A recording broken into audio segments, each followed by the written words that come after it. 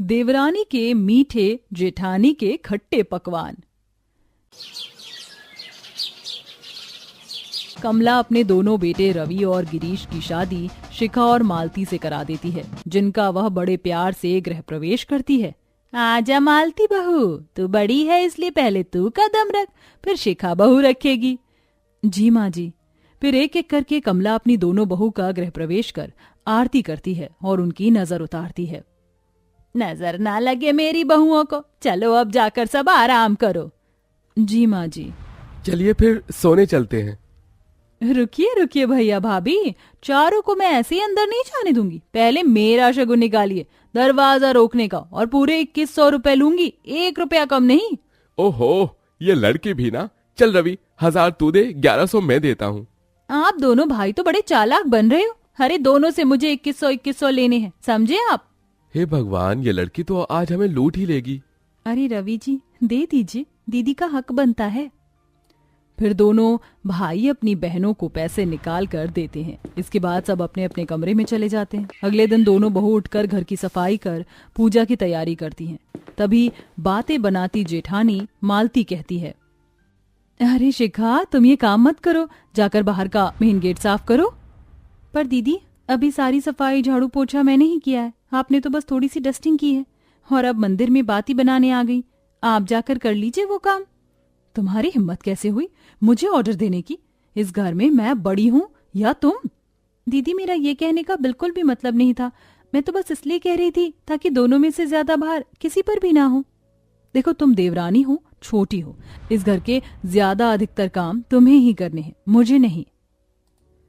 ठीक है दीदी, पहली रसोई में मीठे खाने की भी तैयारी करनी है, जल्दी से वो काम खत्म कर लेती हूँ, माँ जी का बुलावा किसी भी वक्त आ सकता है। शिखा घर के बाहर झाड़ू लगा कर आ जाती है। इतने में सास सीढ़ियों से फिसल कर बेहोश हो जाती है। माँ, आपको क्या हुआ? माँ, भाभी जल्दी आइए, देखिए ना, माँ बेहोश हो गई हैं, उनके सर से खून निकल रहा है। माँ जी, माँ जी, हे भगवान, ये माँ जी को कैसे लग गई?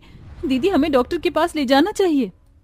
चिंता मत करो, डॉक्टर को मैंने बुला लिया है, वो किसी भी वक्त आते होंगे, इतनी चोट नहीं लगी है माँ जी को। आप माँ जी के लिए ऐसे कैसे कह सकती हैं कि चिंता ना करें? सास है वो हमारी, चिंता तो होगी ही। बस करो शिखा, तुम तो मुझे दीदी के सामने विलेन बनाने में लगी हो। थोड़ी देर में डॉक्टर आकर सास की पट्टी करके चला जाता है। कुछ देर बाद वो होश में आ जाती है। हे भगवान, मुझे चक्कर क्यों आ रहे हैं? सर भारी हो रहा है। माँ जी, आराम कीजिए, डॉक्टर ने आपको आराम करने के लिए कहा है। शादी की भागदौड़ में आप इतनी कमजोर हो गई कि आपने ठीक से खाया पिया ही नहीं। चिंता छोड़ो, तुम दोनों जाकर अपनी पहली रसोई पूरी करो। मैं तुम दोनों के हाथ का कुछ मीठा खाना चाहती हूँ। नहीं माँ जी, आपकी तबीयत अभी ठीक नहीं है, हम कैसे बनाएंगे पहली रसोई का खाना? आप यहाँ बिस्तर पर हैं और हम कुछ मीठा बनाएं, अच्छा थोड़ी लगता है। माँ, भाभी बिल्कुल ठीक कह रही है, हम कुछ दिनों बाद बना लेंगे। हाँ माँ जी, ये बिल्कुल ठीक रहेगा। ठीक हो जाइए, उसके बाद हम कुछ मीठे पकवान बनाएंगे, फिर आप जितना मन करे उतना खाना। चलो ठीक है, वैसे भी दवाई के चक्कर में मन भर के नहीं खा पाऊंगी, इसलिए बाद में खाऊंगी। अच्छा है बच गई। वैसे भी मैं पहली रसोई का खाना बनाना नहीं चाहती थी, क्योंकि मुझे कुछ ठीक से आता ही नहीं है, और मैंने सुना है देवरानी बिल्कुल सर्वगुण संपन्न है। ये तो पहली रसोई का खाना खिलाकर पहले दिन ससुराल में अपनी जगह बना लेती। ऐसे ही कुछ दिन गुजरते हैं। गुंजन अपनी बड़ी भाभी से ज्यादा छोटी भाभी के क्लोज थी, और शिखा बहुत ही चंचल थी। वह घर का सारा काम खुद अकेली करती थी। जेठानी खाने पीने का कोई काम नहीं करती थी। ऐसे ही एक दिन मालती गमले में पानी डाल रही थी। 1.5 महीना हो गया, अभी तक मैंने अपने ससुराल में कुछ खाने का नहीं बनाया। माँ जी की भी बात ध्यान से उतर गई कि उन्होंने पहली रसोई नहीं करवाई। वाह मालती, क्या मजे की जिंदगी जी रही है तू अपने ससुराल में। मालती अंदर जाती है तो देखती है कमला हंस हंस कर किसी से कॉल पर बात कर रही है। फिर फोन काट कर कमला दोनों बहू से कहती है, अच्छा सुनो बहुओं, मेरी 2 स्कूल की सहेलियां हैं, कौशल्या और वैजंती। वो कल हमारे घर आ रही हैं, तो तुम दोनों से मिलना चाहती हैं और तुम्हारे हाथ का बना भी खाना खाना चाहती हैं। इसलिए कल दोनों अपनी पहली रसोई की रस्म भी कर लेना और पकवान में कुछ मीठा भी बना देना। ये एक कंपटीशन जैसा होगा, समझी? अरे वाह माँ जी, ठीक है माँ जी, मैं तो तैयार हूँ। मैं भी माँ जी तैयार हूँ। हे भगवान, आज ही आपका शुक्रिया अदा कर रही थी और आज ही आपने बम फोड़ने का प्लान बना लिया। मतलब मुझे कल खाना बनाना पड़ेगा जो कि मुझे आता नहीं है। कोई नहीं, मेरे पास दूसरा रास्ता है। मैं ऑनलाइन ऑर्डर करके मंगवा लूंगी रात को और सुबह सर्व कर दूंगी। फिर ठीक है, फिर नो टेंशन, और उपमा बना लूंगी, वो आता है। एक्टिंग भी तो करनी पड़ेगी देवरानी के सामने। क्या हुआ मालती बहू, क्या सोच रही है? कुछ नहीं माँ जी, बस खाने के बारे में ही सोच रही थी। मैं अपने कमरे में जाती हूँ। शिखा तो बाजार से सामान लाने चली जाती है और मालती कमरे में बैठकर तरकीब सोचने लगती है। एक और आइडिया है, मैं शिखा को सुबह जल्दी उठने ही नहीं दूंगी ताकि वो लेट हो जाए।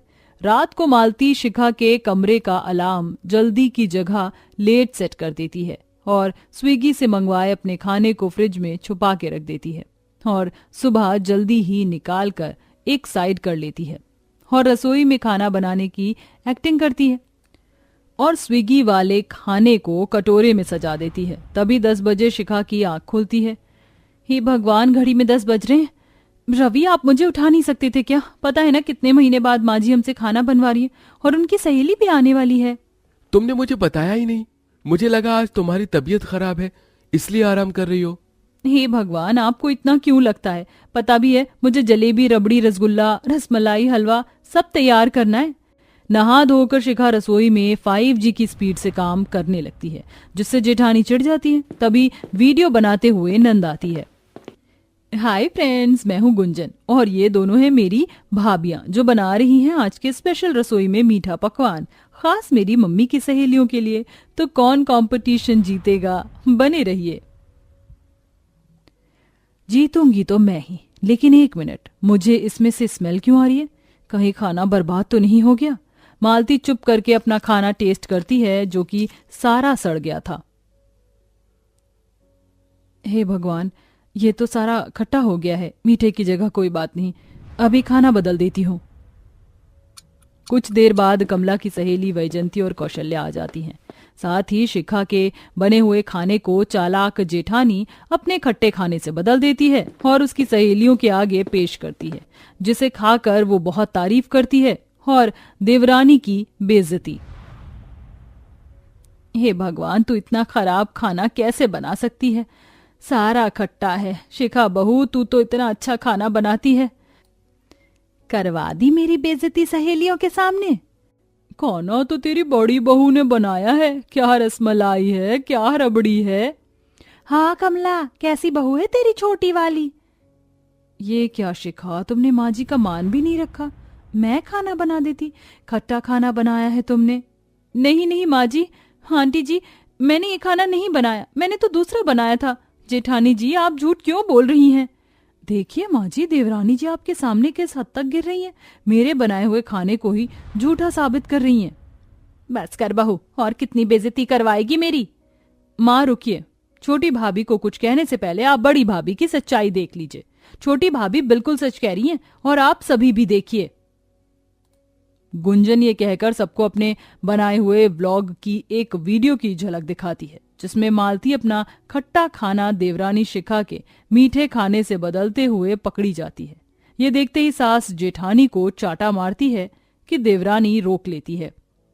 नहीं माँ जी, ऐसा मत कीजिए। तो कैसे करूं? मालती बहू, तू इतनी सफाई से झूठ कैसे बोल सकती है, वो भी आंखों में आंखें डाल के? सारा खाना छोटी बहू ने बनाया और तू ये कैसे भूल गई कि मुझे बहू के हाथ का स्वाद नहीं पता? या ये जो सारा खट्टा खाना था ये तेरे हिस्से का था ना? शर्म कर। मालती बहू, तुम ऐसी निकलोगी पता नहीं था। माँ जी आप सब मुझे माफ कर दीजिए। मुझे खाना बनाना नहीं आता था इसलिए मैंने ऐसा किया। मुझे देवरानी जी से चिढ़ हो रही थी क्योंकि आपको वैसे भी उनके हाथ का खाना ज्यादा पसंद है और आपने एक कंपटीशन बोलकर इन्हें और हौसला दे दिया, इसलिए मैंने ऐसा किया। तुझे खाना बनाना नहीं आता था तो बता भी सकती थी। कोई बात नहीं माँ जी, अब आप उन्हें माफ कर दीजिए। हम सब मिलकर आपको खाना बनाना सिखाएंगे जेठानी जी। अब ठीक है? ये सुन जेठानी अपनी देवरानी के गले लग जाती है, जिससे उसे अपनी गलती का पछतावा होता है और अब सास और देवरानी मिलकर उसे खाना बनाना सिखाते हैं, जिससे धीरे धीरे वो परफेक्ट हो जाती है।